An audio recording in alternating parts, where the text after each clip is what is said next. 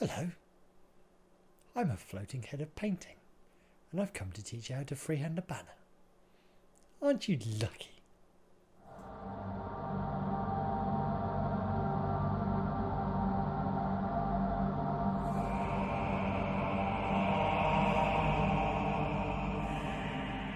And I've also noticed I look a little bit like Merlin from the John Borman classic Excalibur from 1981.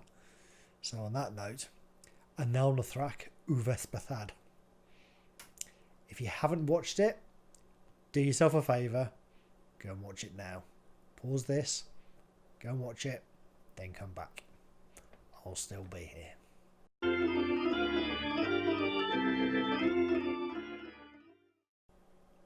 So as you've been away and watched a wonderful film and you have a heart full of joy, you're ready for some painting shenanigans.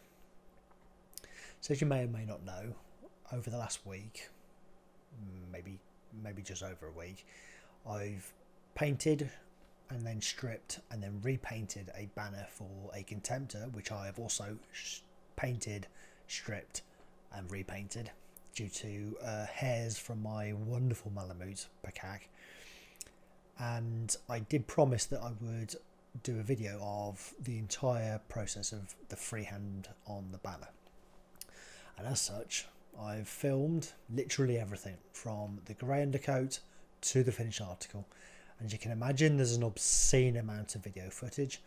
So I've had to break this down into, at the time of recording this, I've not decided whether it's going to be 3 or 4 videos, just so that the various sections are put into an episode so you can watch that and understand just that bit. And if you want to go back to that, it's easy to find. So without any more blithering from my hairy self, let's get on to some painting, shall we?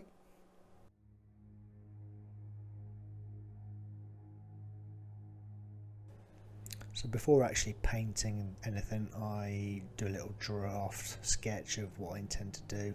There's nothing too exceptional, just a little sort of reference material. I've got the borders here, which are going to be in red, the Reaper, then the Reaper's still on a bunch of skulls, and then below that the scroll which says in death redemption, or redemption in death, obviously in Latin, to make it more, well, fun.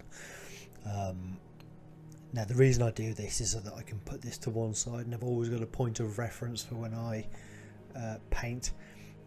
You could do it without, but it just makes life a little bit easier with it. So you've always got that thing you can look at if you've maybe forgotten what you originally thought of.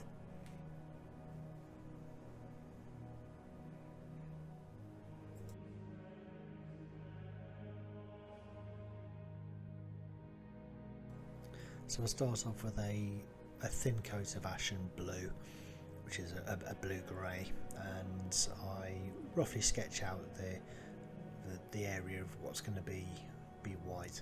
Now you don't need to be overly careful here, because obviously we're going to be more precise when we put the red over the top of it.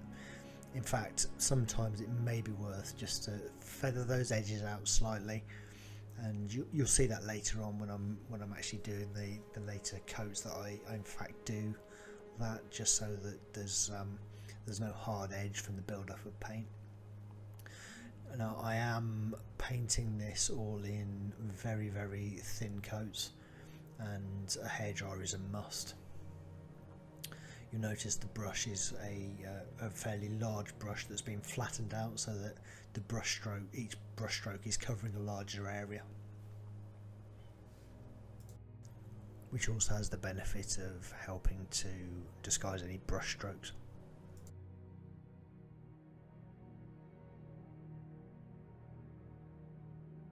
So right there you'll see that I've sort of gone over the edge of what will eventually be white, just to make sure that there is no hard edges.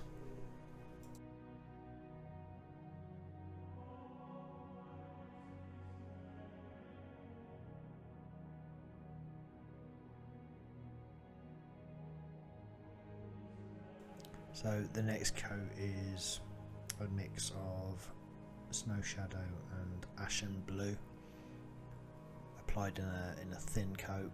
You'll notice that I'm again using the exact same brush and it all flattened out to increase the area of coverage with each brush stroke. And also I'm not being overly careful as to where I apply the paint at this stage, except for at the top where there's the folds, and I obviously want the shade to remain in the creases.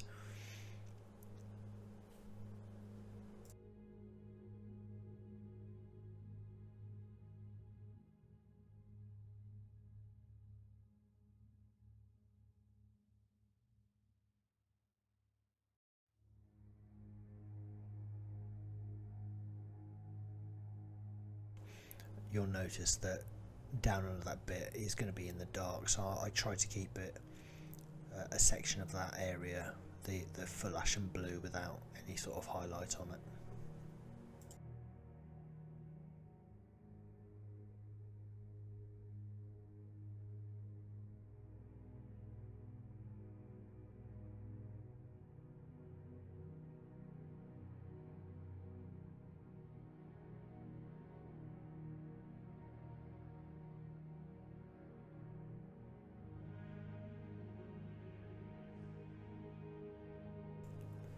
So now we're going with a little bit more snow shadow added to the ashen blue than before, and continue to build up those highlight areas with the lighter colour. For the most part, you don't need to be that careful on the blend, because it's going to be built up and built up and built up, and then it's the later stages where you need to be more careful with the blend, except for the one bit is here in this shade bit. I apply a little bit of water and sort of feather in that blend to smooth it out. You'll see right there.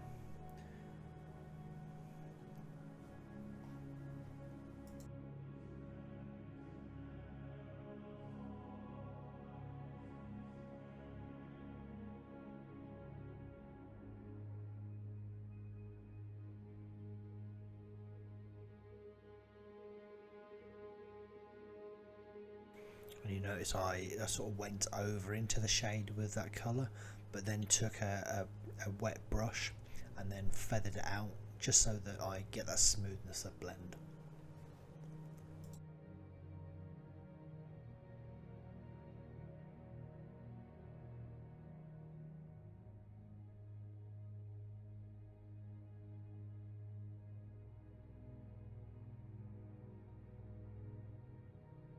Here again, I'm just applying exactly the same colour, the snow shadow. This is snow shadow pure, and just again building up those layers upon layers and doing exactly the same.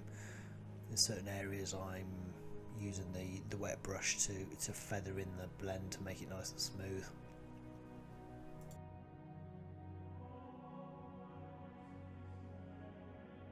So now we're going to apply some more snow shadow, but before I do that I put a little bit of water into this area here, just to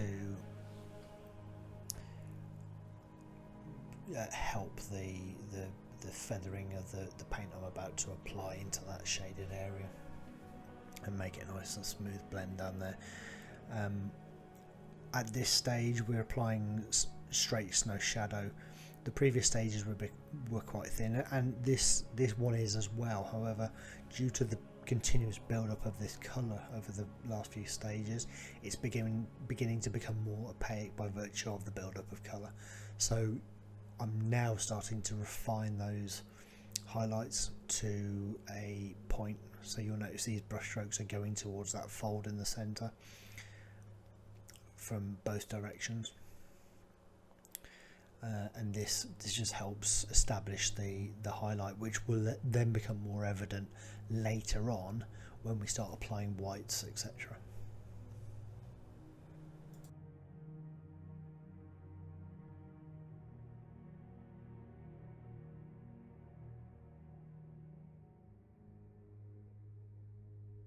So what we're doing here is just again exactly the same as before, but now just a continuation with the application of that snow shadow, just to keep building that colour up even more, and just again concentrating on the highlight parts.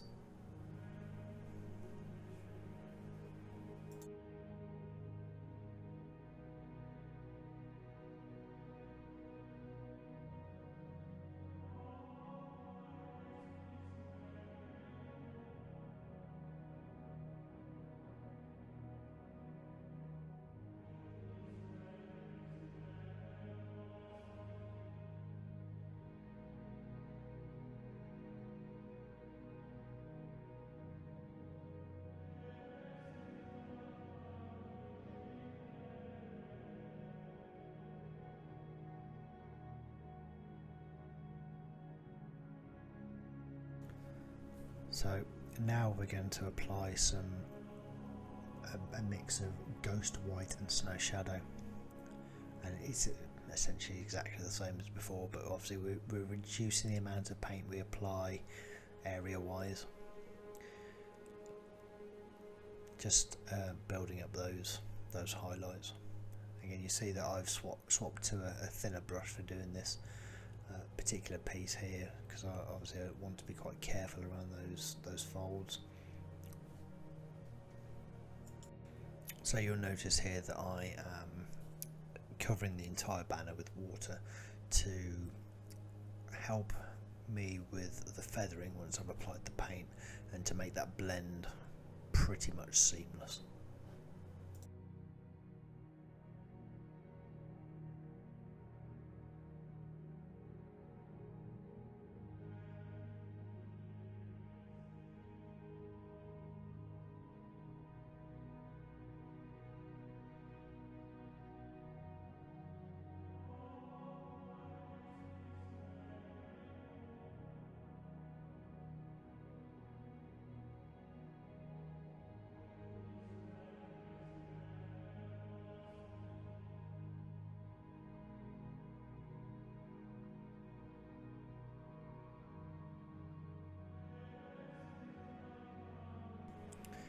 So now we're going to pure Ghost White, and we're back to a large brush, but you'll notice how thin that paint is when it was rubbing off on my hand. And again, we're just going to be mostly concentrating on the highlight areas, and just again further building up those highlights to try and get a nice 3D effect.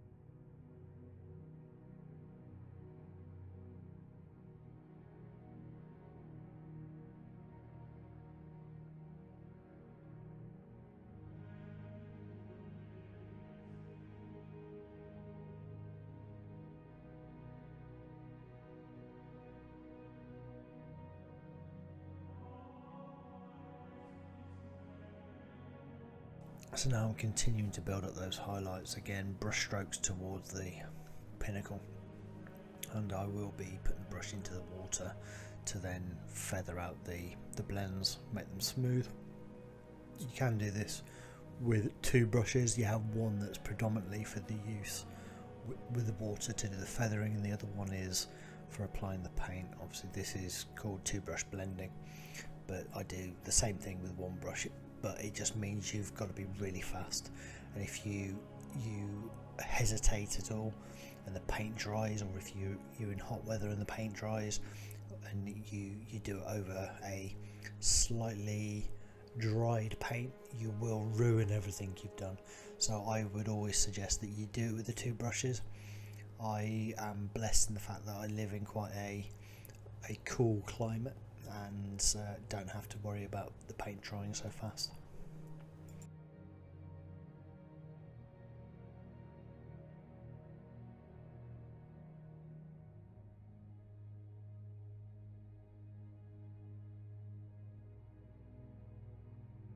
This is just more of the same, building up that Ghost White, and you'll see that the more I do, the more evident it becomes. And with each layer I may add a tiny little bit more white to it to make that transition more seamless, but it is all about building the colour up so you get a nice consistent colour.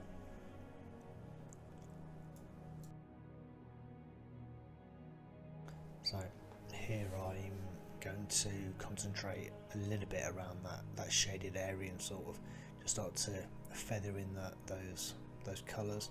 to make it more of a seamless blend, because it was starting to become a little bit stark.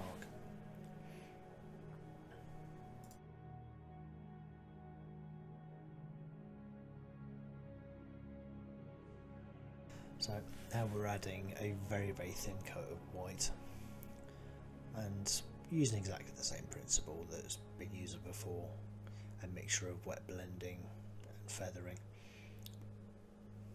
but again always with very thin paints and just building up those highlights.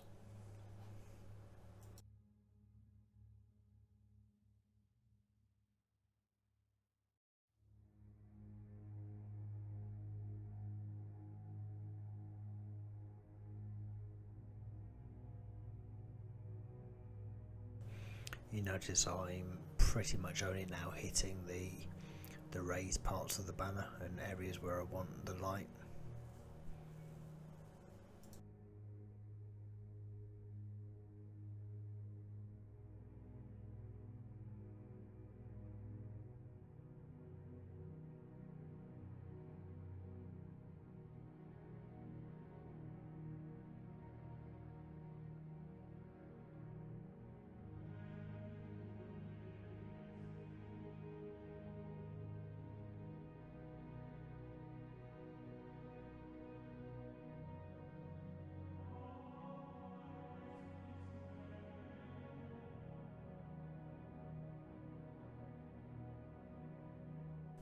This is the final white highlight that's going on, and it's very sort of focused on the most prominent parts of the banner.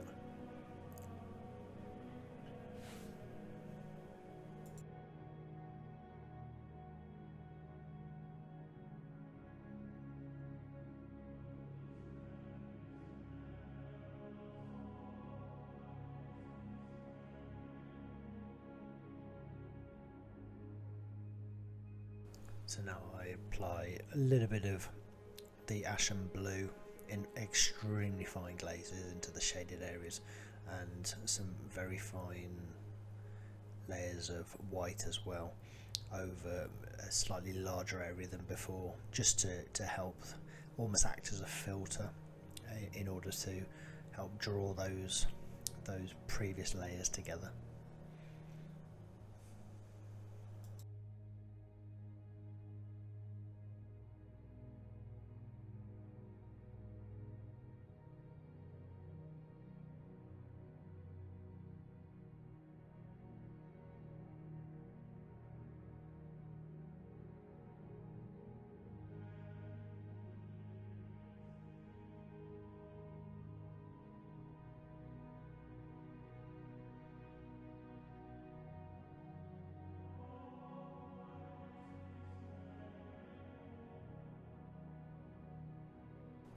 So now the white is done, we're going to sketch out the red border with some clotted red paint.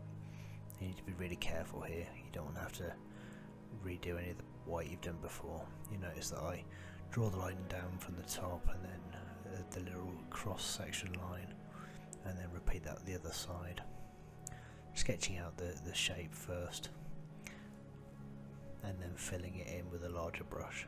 So exactly the same way I did the white, just flattened out so that it's nice, fairly smooth blends, but very thin paint.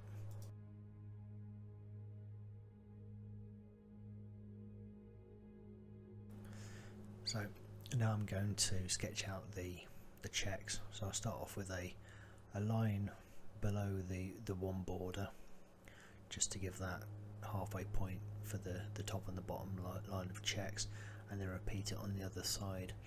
Now the line in between these two will look a little bit weird because it's not a dead flat surface, so the line is going over undulations of the actual banner.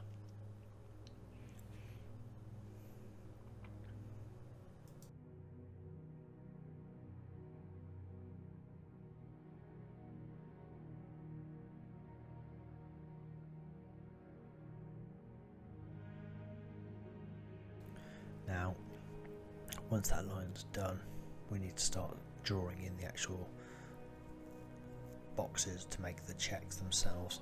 This is fairly simple. You just draw your line of the two and then fill in the boxes in between. And obviously what you need to do is do each line separate. You don't do one single line down, you have to do two lines because it's ever so slightly over,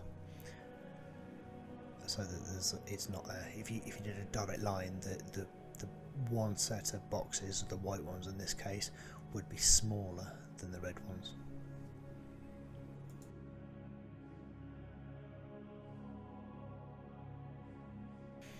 And then it's just a matter of rinse and repeat all the way down.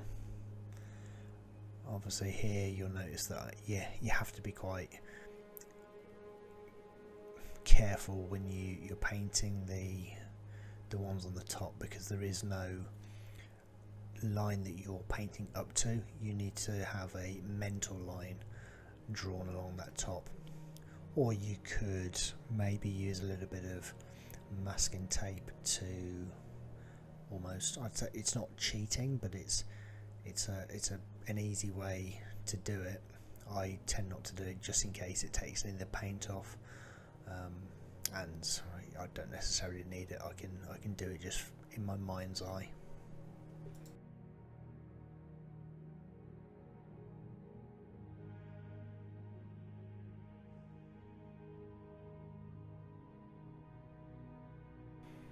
Obviously it does go without saying that you need to be so very careful when you're doing this, because if you do make a mistake, it's a lot of heartache having to fix the problem. But it's not insurmountable, it's just I'd rather get it right the first time rather than have to worry about it. Now we're going in and just basically applying a second coat of the Clotted Red to make a nice solid colour throughout.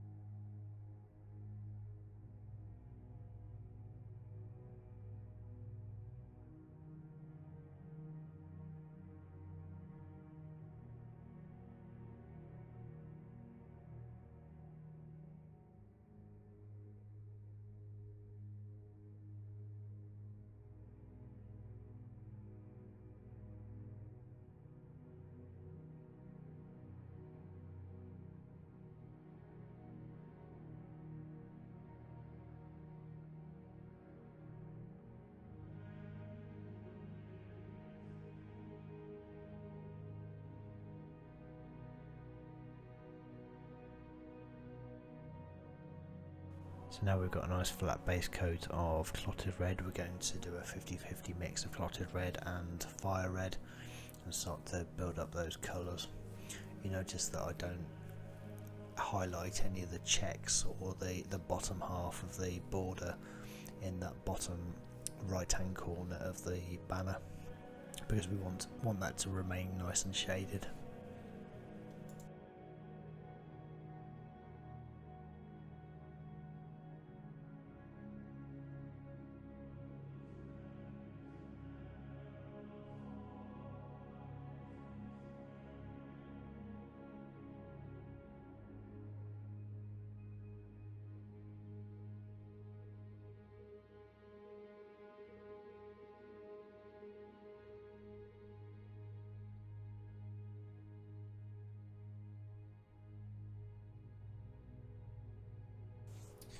Very much similar to when I was painting the white. It's just layers upon layers of thin paint, building up that colour over and over with layer upon layer, and if there's any area where you need that transition, you use the two brush blending.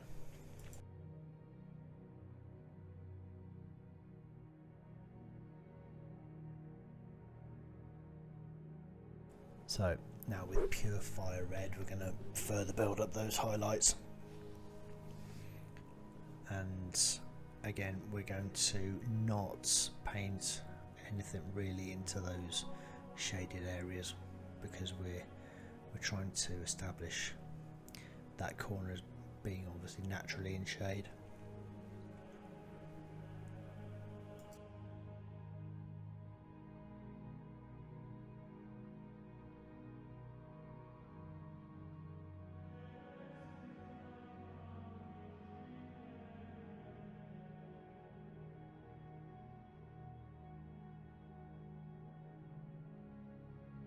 You'll also notice for the most part, brushstrokes are always towards the peak of the fold.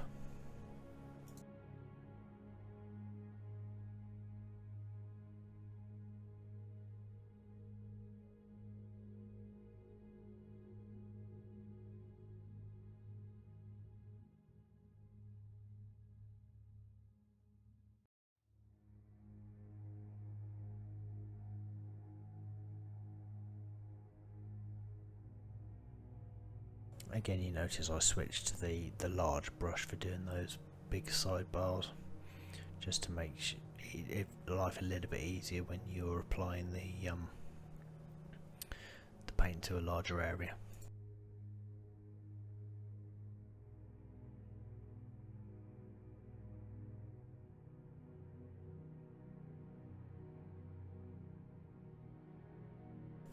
And again, this is same as the previous coat, it's just a further coat of the Fire Red, just to build up that opacity.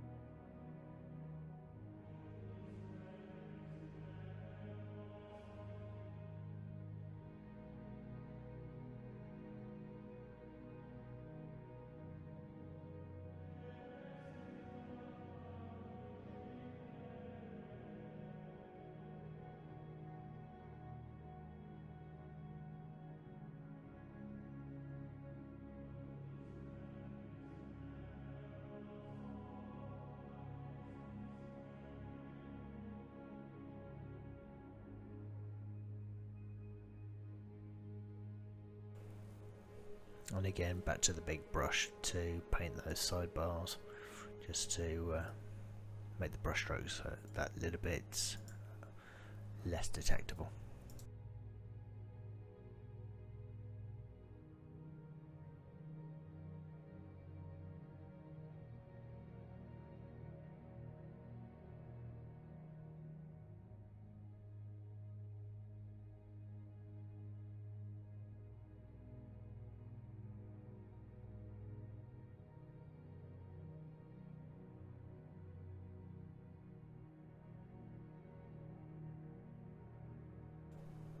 Now here we're applying a paint called Red Shadow, and accentuating that shaded area a little bit. Again, it's in very thin glazes, but rather than the brushstroke being towards the highlight area, we want the brushstroke to be down towards the most shaded area, so you have that deposit of paint at the end of the brushstroke.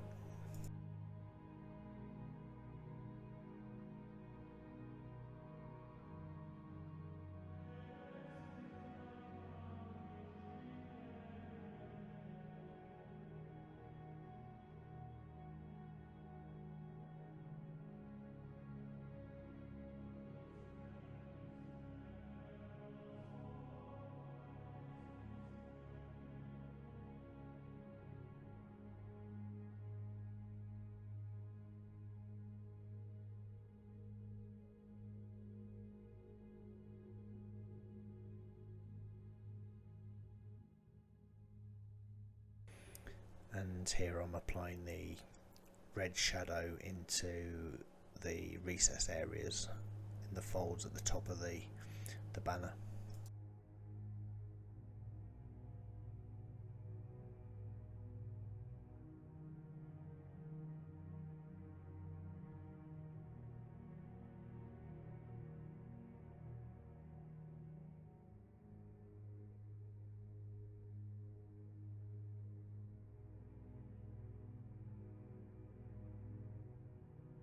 you'll notice I do a back and forth between the Red Shadow and the Fire Red, just to really sort of help define those bits at the top of the folds, and then back in again to the main banner with Fire Red, just to again keep building up that colour.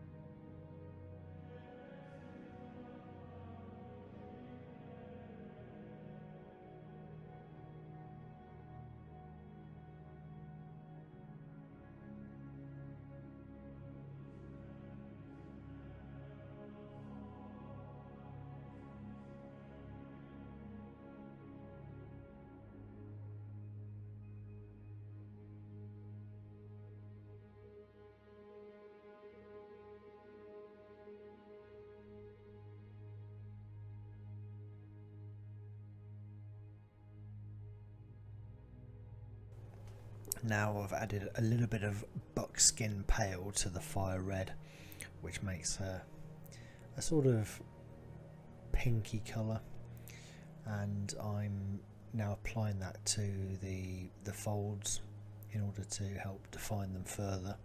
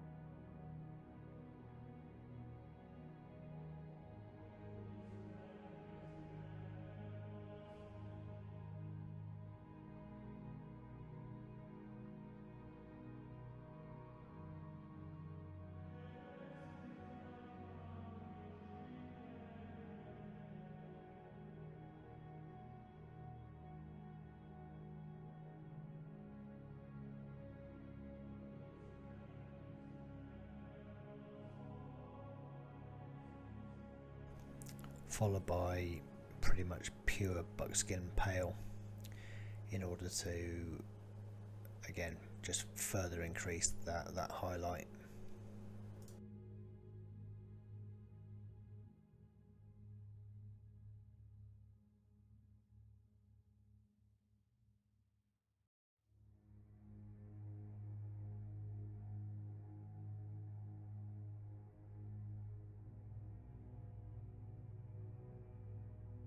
So at this stage I'm now going to apply a glaze over the entire of the painted red area, and it's basically just a straight Bloodletter glaze from GW.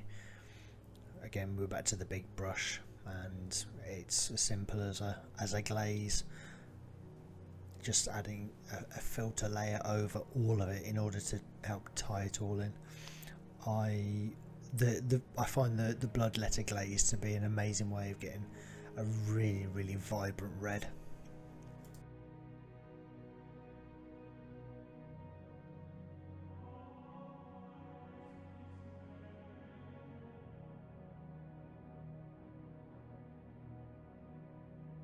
You will notice that this is a very controlled application of this glaze in a manner that's consistent over the entire area, whether it's the shaded parts or the highlighted parts, in order to apply that filter and, as again, tie it all in together.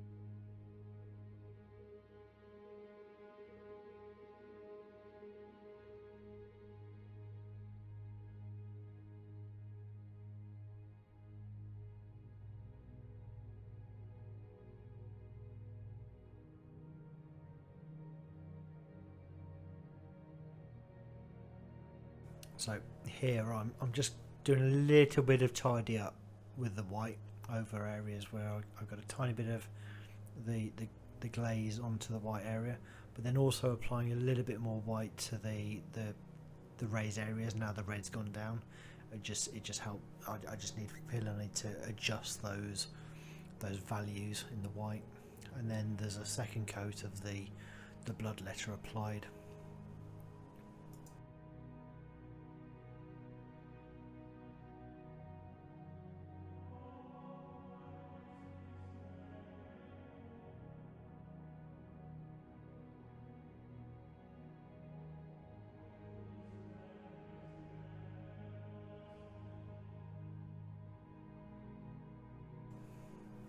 And there we go, all done, ready for the subsequent freehand to go on top of it.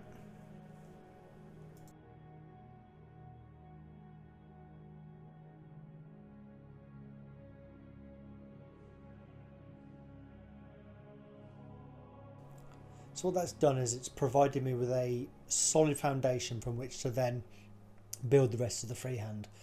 Now, I know a lot of it's going to be painted over, but what it has done is it's given a good demonstration of painting the white cloth and the red cloth and the checks for the video. But also, from my point of view, it's the preferred way that I do freehand. I like to put that foundation down, then sometimes step away from it for 24 hours, go and do something else, and in that time, creativity might hit, and I might be inspired to do something a little bit different to the original idea, and at least I've got that foundation from which to then make the alterations. I'm not tied into a specific thing unless I am 1,000,000% sold on an idea, or if I was painting it for somebody else and they'd already had their idea. But if it's for me, I always like to have those options to let it evolve as I paint.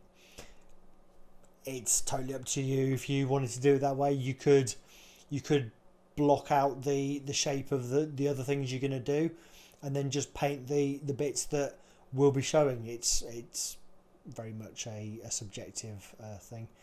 So anyway, hopefully this has been helpful, and hopefully you'll watch the next one where we start to add in the scroll and the skulls and whatnot. So happy painting, and I'll catch you in the next one. Cheers, bye.